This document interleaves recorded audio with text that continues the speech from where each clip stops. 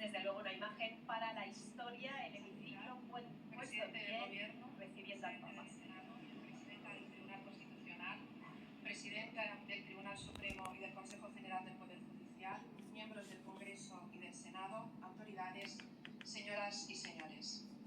Es para mí un gran honor, en nombre del Congreso de los Diputados y del Senado, dar la bienvenida a Su Santidad el Papa León XIV en esta sesión conjunta de las Cortes Generales. Le recibimos con respeto institucional, con afecto sincero y con la conciencia del significado profundo que tiene su presencia hoy en esta Cámara, sede de la representación democrática del pueblo español. Su visita constituye un momento de especial relevancia para nuestro país y para nuestras instituciones, porque en tiempos de incertidumbre global y de una polarización que amenaza con debilitar las democracias, necesitamos más que nunca espacios de encuentro capaces de convocarnos alrededor de aquello que compartimos: la lucha por la dignidad humana, la justicia y la esperanza. Sus palabras, las primeras de un pontífice en esta Cámara, serán recordadas como un pertinente símbolo. Ante la adversidad, nuestra fortaleza descansa en la unión y el acuerdo.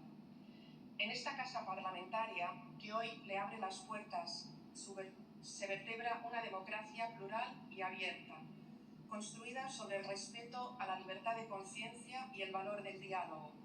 Diálogo, respeto y también escucha activa.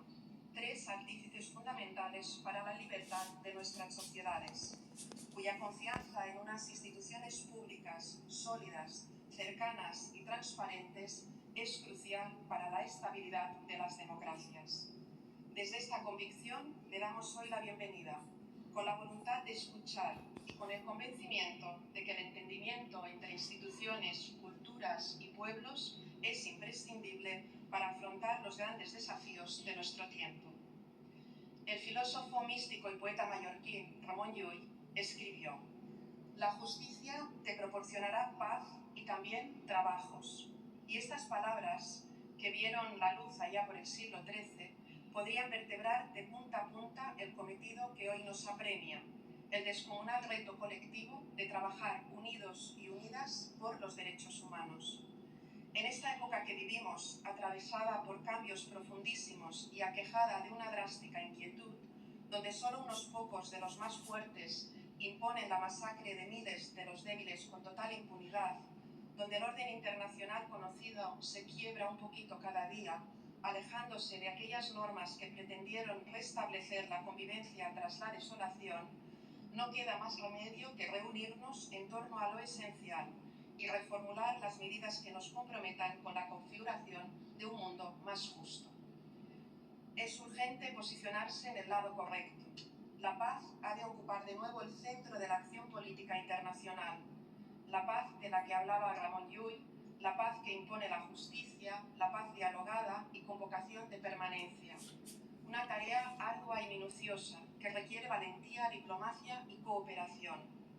Una paz que exige defender y respetar plenamente el derecho internacional humanitario, fortalecer las instituciones multilaterales y preservar los espacios comunes desde los que las naciones pueden responder juntas a desafíos que ninguna puede resolver por separado.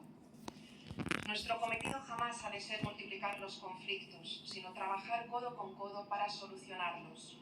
El multilateralismo es una condición para la posibilidad de la convivencia internacional y una garantía frente a la fragmentación, el aislamiento y la imposición de la fuerza y la sinrazón. Hay que restaurar el orden internacional, deben imperar las leyes, no la fuerza, deben vencer el humanismo y la solidaridad. Y solo vencerán, qué duda cabe, si concentramos nuestro empeño en las tareas democráticas que las sociedades a las que representamos nos recomiendan.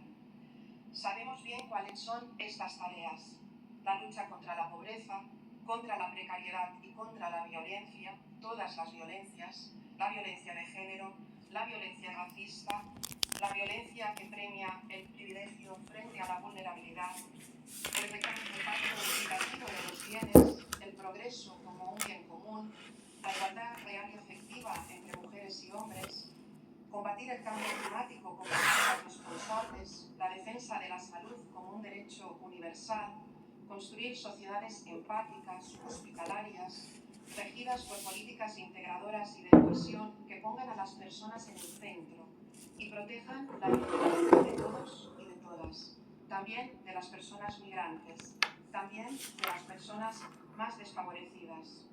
O alguna tarea concreta a la que su santidad hacía referencia, como la llaga abierta que suponen los abusos en la Iglesia y la reparación y la indemnización a las víctimas, que tanto se ha hablado en las Cortes Generales, sobre todo a raíz del riguroso informe que nos presentó el Defensor del Pueblo.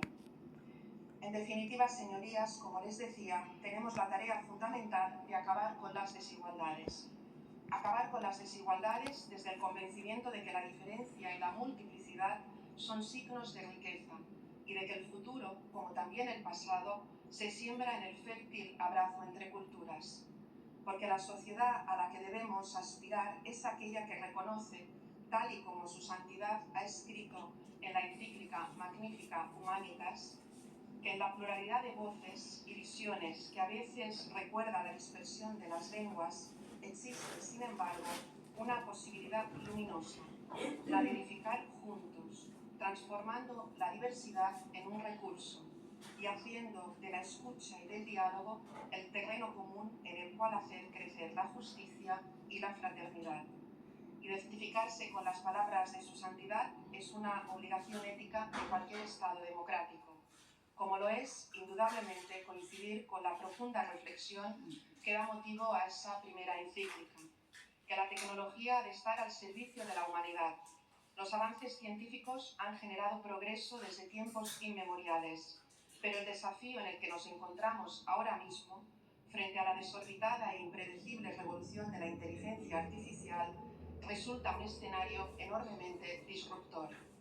Es necesario, por tanto, construir formas de cooperación, delimitar las maneras de actuación bajo unos supuestos solidarios, empáticos y responsables, que garanticen un acceso igualitario, que la razón de ser de esta poderosísima herramienta sea la búsqueda de la dignidad de todas las personas y el bien de los pueblos, no el enriquecimiento de unos pocos, no la encarnizada lucha de poder a la que ahora asistimos, porque de otra manera el progreso estará efectivamente doblegado a las lógicas del poder.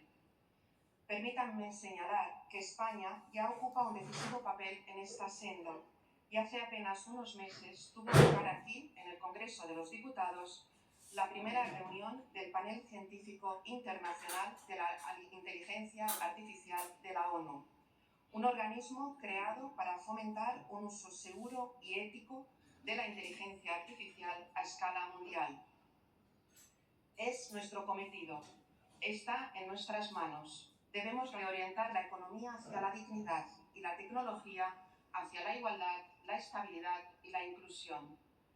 Impongamos de una vez nuestras políticas humanitarias y responsables, porque ninguna innovación será verdaderamente valiosa si erosiona aquello que nos define como sociedades libres y democráticas.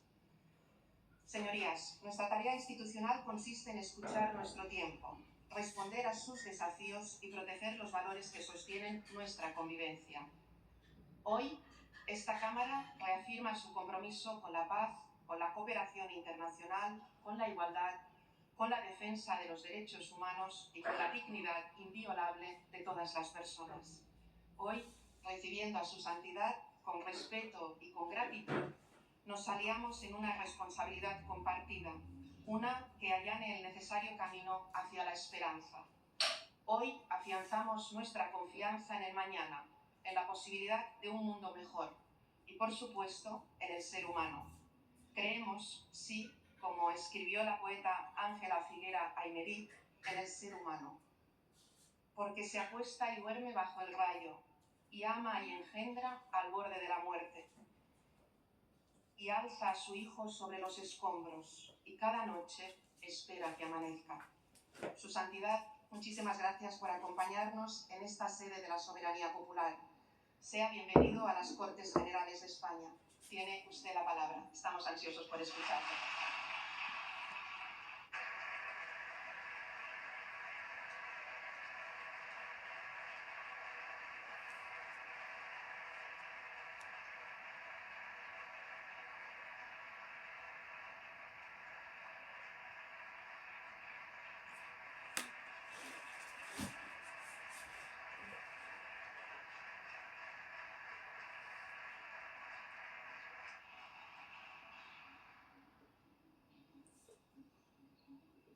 presidente del Gobierno, presidente del Congreso de los Diputados, presidente del Senado, presidente del Tribunal Constitucional, presidente del Tribunal Supremo del Consejo General del Poder Judicial, miembros del Congreso, de los Diputados y del Senado, señoras y señores. Agradezco a la señora Presidenta sus amables palabras, así como la invitación que la Sede Apostólica ha recibido con ocasión de mi viaje a este país, así como la deferencia de acogerme en este histórico Palacio del Congreso de los Diputados, ámbito eminente de la vida institucional, jurídica y democrática del Reino de España. Vengo ante todos ustedes como obispo de Roma y pastor de la Iglesia Católica, consciente de que la misión confiada al sucesor del apóstol Pedro como principio y fundamento de unidad de los obispos y de los fieles, coloca a la Santa Sede de modo peculiar en diálogo con los pueblos y con los estados. Mi presencia entre ustedes quiere ser un gesto de cercanía hacia España, en el marco de la mutua cooperación y una palabra ofrecida desde el servicio a la persona humana. La Iglesia camina con la humanidad, comparte sus esperanzas y sus heridas, escucha los interrogantes de cada época y se deja interpelar por todo lo que concierne a la existencia de los hombres y las mujeres de hoy. Por eso, cuando se dirige a la vida pública, lo hace respetando la misión propia de las instituciones y la legítima responsabilidad de quienes han recibido el mandato de legislar. Reconoce la autonomía de las realidades terrenas y la distinción entre comunidad eclesial y comunidad política. Y precisamente desde esa conciencia aporta una reflexión nacida del deseo de servir al bien común y de recordar aquello que hace verdaderamente humana la convivencia. En este hemiciclo se da forma jurídica a la convivencia social. Aquí las diferencias se escuchan, se ordenan y cuando es posible se convierten en decisión compartida. Por eso, más allá de la legítima diversidad de posiciones, toda tarea legislativa acaba encontrándose con una pregunta decisiva. ¿Qué concepción de la persona humana inspira las leyes y qué tipo de sociedad construye esas leyes? Ante esta cuestión, España posee una memoria particularmente rica. Su identidad geográfica y política se ha ido entretejiendo con una historia en la que la fe y la razón, el arte y el derecho, la tradición y el pensamiento han sabido encontrarse fecundamente en sus catedrales y universidades, en su literatura inmortal, en sus instituciones jurídicas y en el ánimo mismo de su pueblo permanece viva una herencia que ha dado forma a un modo de vivir la libertad, practicar la justicia y ordenar la vida común. Desde las páginas universales del Quijote, donde Cervantes proclamó que la libertad es uno de los más preciosos dones que a los hombres dieron los cielos, hasta la hondura espiritual de Santa Teresa de Ávila, y desde la gran tradición jurídica española hasta la inquietud metafísica de Unamuno, que recordaba que el hombre no se resigna a morir del todo, España ha sabido mirar al ser humano como algo más que una pieza del orden social, económico, político. Lo ha reconocido como criatura abierta a la verdad, dotada de libertad y movida por una sed de eternidad que ninguna realidad temporal logra extinguir. En una palabra, como alguien cuya dignidad precede a toda utilidad y a cuyo servicio está sujeta la acción legislativa. Por eso, al hablar hoy de la persona humana, esta memoria conduce naturalmente a Salamanca y al pensamiento que allí maduró. la presencia simbólica en esta sala de los reyes Isabel y Fernando remite a aquel momento en que España quedó situada ante responsabilidades históricas de alcance universal. Pocos años después, Salamanca habría de asumir con singular lucidez la reflexión moral y jurídica que ese escenario reclamaba. En aquella sede universitaria, hace 500 años, cuando se abrían mundos nuevos y posibilidades inmensas en las relaciones entre los pueblos, algunos maestros comprendieron que la razón no podía ser invocada para revestir de legitimidad cuanto la fuerza o el interés presentaban como conveniente. Introdujeron así en el discernimiento histórico la pregunta por el valor irreductible de todo ser humano y los límites morales del poder. Hay que reconocer que la sociedad y la misma Iglesia no siempre estuvieron a la altura de las intuiciones que encontraban eco en su propia tradición cristiana. Sin embargo, aquel interrogante abrió un horizonte intelectual y moral que desbordó su propio momento histórico. La intuición del totus orbis, de una comunidad humana más amplia que cualquier poder particular, permitía afirmar la existencia de vínculos jurídicos y morales entre los pueblos. Desde España, la reflexión de la Escuela de Salamanca y de manera particular Fray Francisco de Vitoria, junto con otros dominicos jesuitas, contribuyó a formar una conciencia jurídica y moral capaz de recordar que la autoridad lleva siempre consigo una responsabilidad y que todo ser humano debe ser reconocido como sujeto de derechos y deberes.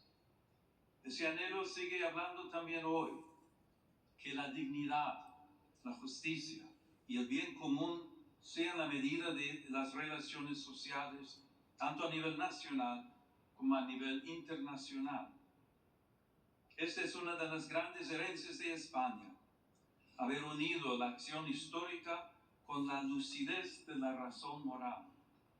Aquella contribución, nacida a orillas del Tormes, trascendió las aulas y las bibliotecas y llegó a formar parte de una conciencia más amplia, compartida por la comunidad internacional que sigue preguntándose cómo construir la paz sobre el reconocimiento de la persona y no sobre la imposición de la fuerza. Ese legado vive también en estas cortes, cada vez que el legislador se pregunta cómo hacer que lo posible sea justo, que lo legal sea verdaderamente humano y que la voluntad de la mayoría custodie aquellos bienes que pertenecen a todos y respete aquello que ninguna mayoría puede legítimamente vulnerar. La pregunta salmantina sigue acompañando la tarea de quienes sirven a la vida pública. Hoy, los nuevos mundos que se abren ante nosotros ya no se dibujan en los mapas, se despliegan en la técnica, en la economía, en la biomedicina y en el universo digital, donde el poder humano alcanza ámbitos cada vez más delicados de la vida personal y social. El progreso ofrece posibilidades admirables y hoy lo vemos en modo singular en el desarrollo de la inteligencia artificial y las nuevas tecnologías. Como he recordado en mi reciente encíclica, la tecnología en sí misma no es neutral porque toma el rostro de quien la concibe, la financia, la regula y la utiliza. Por eso, ante las transformaciones de nuestro tiempo, nuestro discernimiento debe centrarse en qué lugar ocupa la persona humana en nuestras decisiones y cómo se plantean hoy de manera nueva la dignidad del trabajo, la solidaridad, la política social y el bien común. Este discernimiento comienza por una afirmación primera. Toda sociedad auténticamente justa se edifica sobre el reconocimiento de la dignidad inviolable de la persona humana. Tal dignidad precede a toda concesión del Estado y no puede quedar subordinada a consensos sociales mudables o al vaivén de las mayorías de cada momento. Pertenece a todo ser humano por el hecho mismo de existir y por eso debe orientar todo ordenamiento jurídico positivo. La fe cristiana la proclama a partir de la revelación. La razón humana puede reconocerla como exigencia inscrita en la verdad del hombre. Cuando esta convicción permanece viva, el derecho se convierte en amparo de todos y en garantía frente a la imposición de intereses y agendas particulares. Sobre este fundamento, me corresponde pronunciar hoy una palabra serena y firme ante quienes tienen la grave responsabilidad de ordenar políticamente la convivencia social. Esta convivencia puede verse amenazada por la cultura del descarte, como tantas veces advirtió el Papa Francisco. En este sentido, si la vida deja de ser reconocida como un valor fundamental, ¿qué futuro pueden tener nuestras sociedades? ¿Puede llamarse plenamente justa una comunidad que deje la sombra al niño aún no nacido, al anciano, al enfermo, a quien sufre en silencio o a quien depende enteramente del cuidado de los demás? La defensa de la vida humana no es una cuestión parcial ni un interés confesional, es una meta de civilización.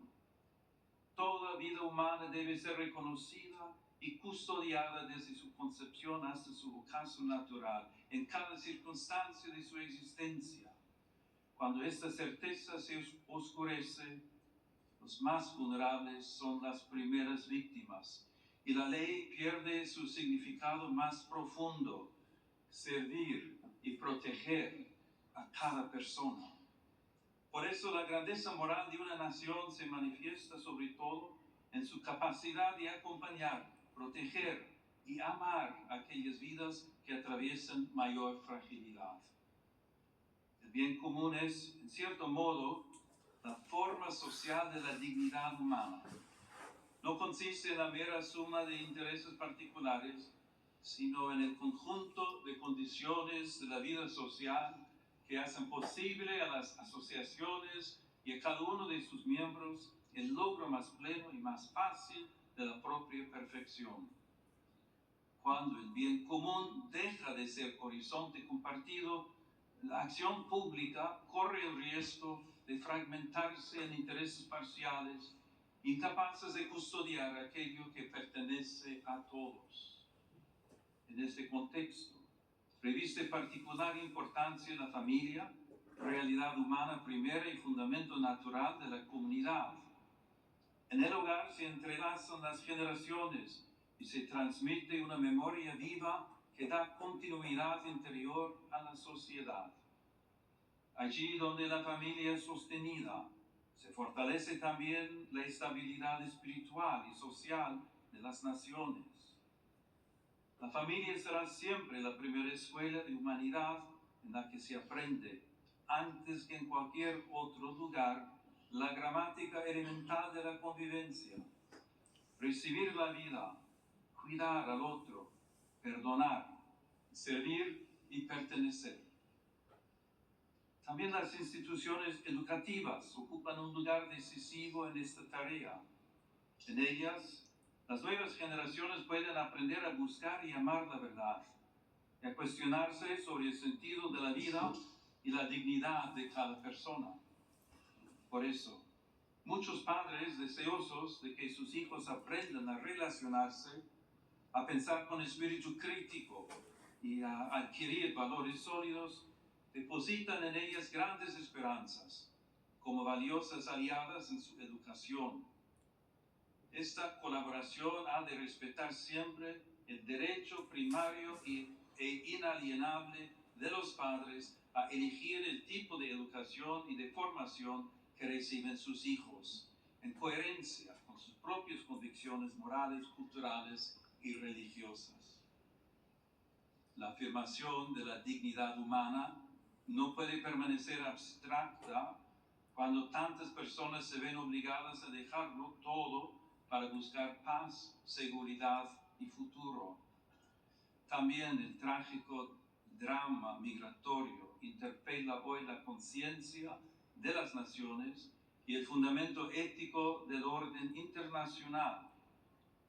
Numerosos hombres, mujeres y niños se ven obligados por circunstancias muchas veces dramáticas a partir de sus comunidades y dejar atrás seres queridos, historias y vínculos. Esta realidad rebasa cualquier lectura puramente demográfica o económica. Constituye una cuestión eminentemente moral y jurídica. Ahí donde una persona es discriminada por su origen nacional, étnico, religioso o lingüístico, o por su condición económica y social, se vulnera gravemente el principio universal de la igual dignidad de todos los seres humanos.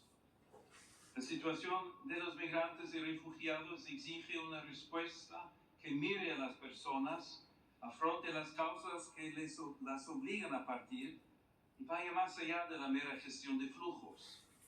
Y ahí nace una doble exigencia de justicia social: ofrecer vías seguras y legales, una acogida respetuosa y posibilidades reales de integración, y promover al mismo tiempo el derecho a permanecer en la propia tierra, trabajando para que nadie tenga que abandonar su hogar por falta de paz, seguridad o condiciones dignas de vida, por las desigualdades económicas y los efectos de la crisis climática. En los últimos años, las rutas cada vez más peligrosas han evidenciado el altísimo coste de esta realidad, tantas veces escondida o ignorada. Muchas personas siguen siendo presas de traficantes y contrabandistas que se aprovechan de su desesperación. Es necesario fortalecer la prevención, el rescate y la asistencia a las víctimas, especialmente en el marco de una cooperación regional y multilateral. Ninguna nación puede afrontar por sí sola un desafío de esta magnitud.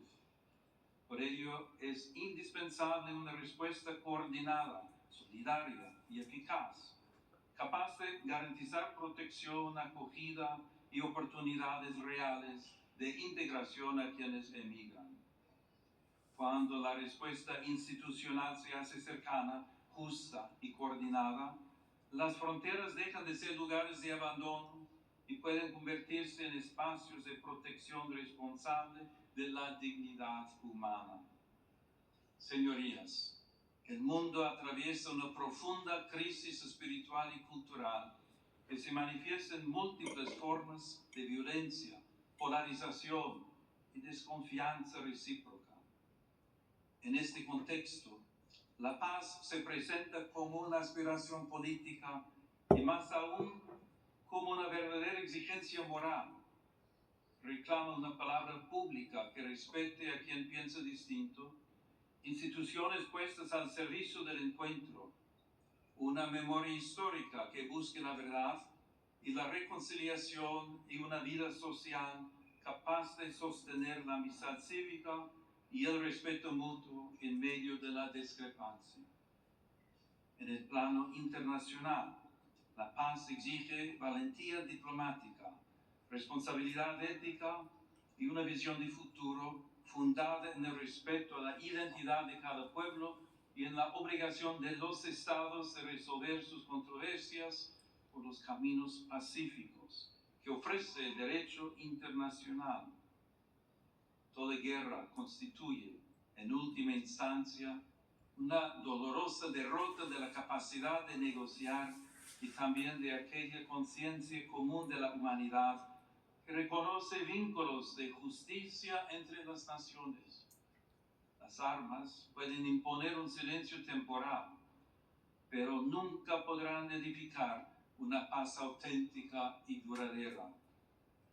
Por eso, preocupa que en diversos lugares del mundo y también en Europa, vuelva a presentarse el rearme como respuesta casi inevitable ante la fragilidad del escenario internacional.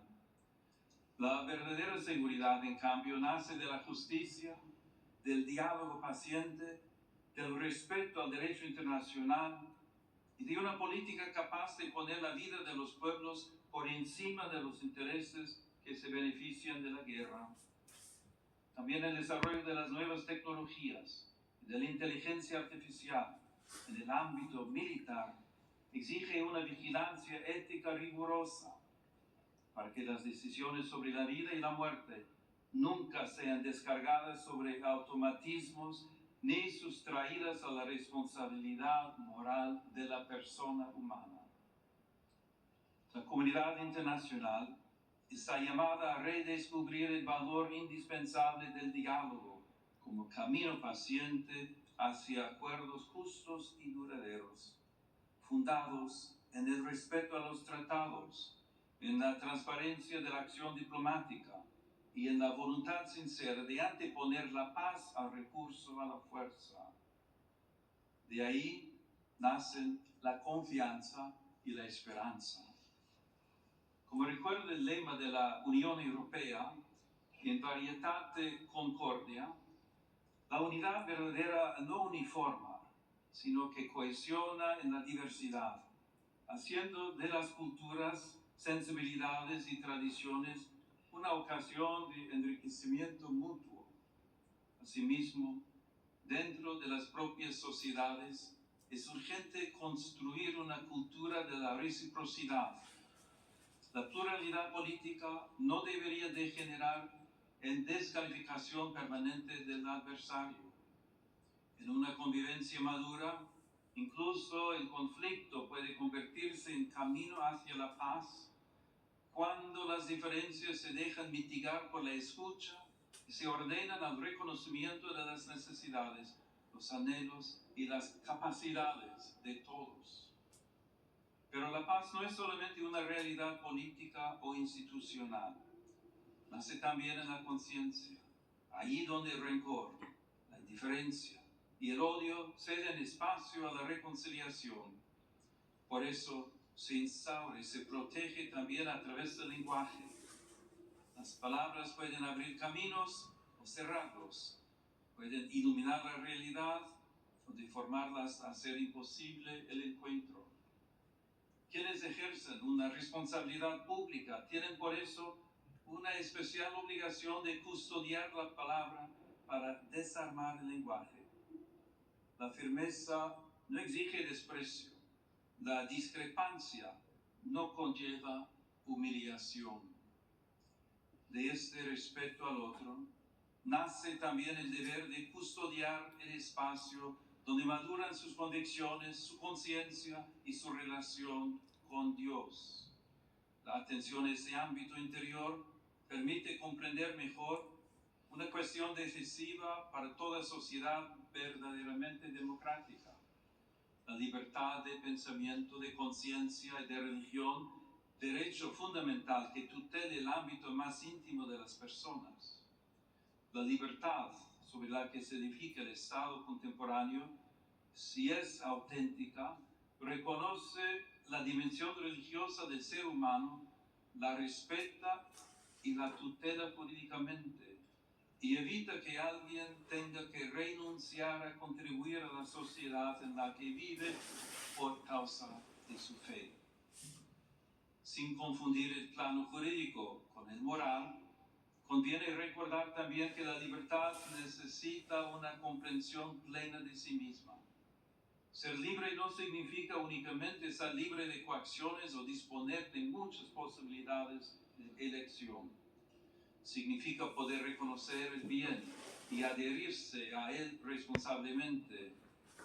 Por eso, toda sociedad efectivamente libre requiere también una justa delimitación del poder público, de modo que la libertad de las personas, de las comunidades y de las asociaciones no sea indebidamente restringida.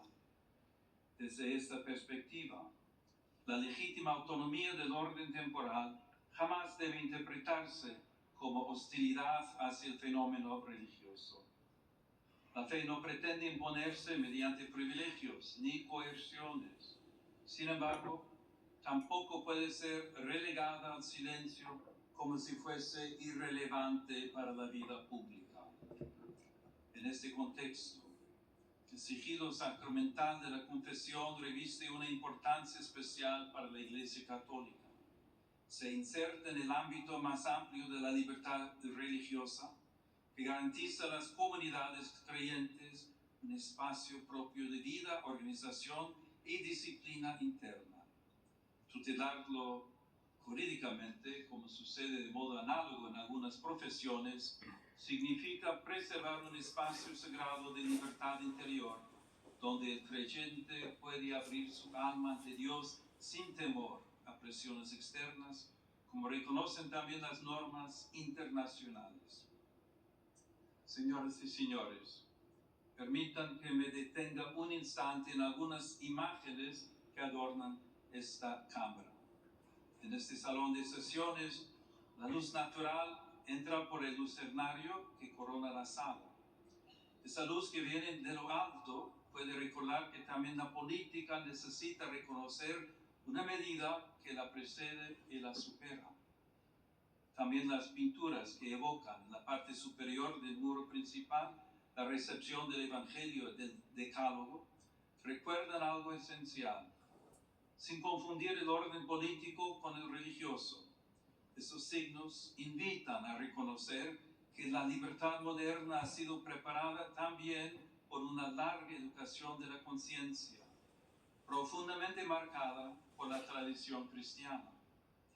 En esa escuela interior, los pueblos aprendieron que el derecho debe servir al bien, que la justicia pone límites a la fuerza, que el poder necesita legitimidad, que los pobres pertenecen plenamente a la comunidad, que el extranjero debe ser acogido conforme a su dignidad y que la vida humana jamás puede ser tratada como mercancía. Una ley no alcanza su verdadera grandeza por el mero hecho de haber sido formalmente aprobada. La alcanza cuando, además de ser válida en su forma, puede comparecer ante la dignidad de la persona y salir de ese examen sin avergonzarse. Les invito a alzar pues la mirada, no para alejarse de la realidad, sino para recordar que toda decisión de las autoridades públicas toca personas de carne y hueso, especialmente a quienes tienen menos fuerza para hacerse oír. Porque la altura de miras consiste precisamente en mirar con más hondura aquello que está en juego en cada decisión pública. Por eso, junto a las respuestas técnicas y las reformas legales, hace falta también una renovación moral. España puede ofrecer mucho en este camino. Cuenta con una lengua que une continentes, una tradición cultural, jurídica y espiritual que ha sabido poner en diálogo fe y razón, derecho y conciencia, unidad y pluralidad. Esta experiencia histórica recuerda también el valor de la concordia y del esfuerzo paciente por construir una convivencia pacífica y justa. Que esta noble nación jamás pierda la memoria de sus raíces ni la audacia de mirar al futuro. Que España continúe siendo tierra de encuentro, de cultura, de solidaridad y de esperanza. Y que su vida pública sepa unir siempre la firmeza de las convicciones con la nobleza del diálogo y la grandeza del servicio. Que Dios conceda paz a todas las naciones de la tierra, concordia a las familias y serenidad a las conciencias. Y que sobre el reino de España, marcado por la huella apostólica de Santiago y por la presencia maternal de la Virgen del Pilar, desciendan días de prosperidad, justicia y paz duradera. Muchas gracias.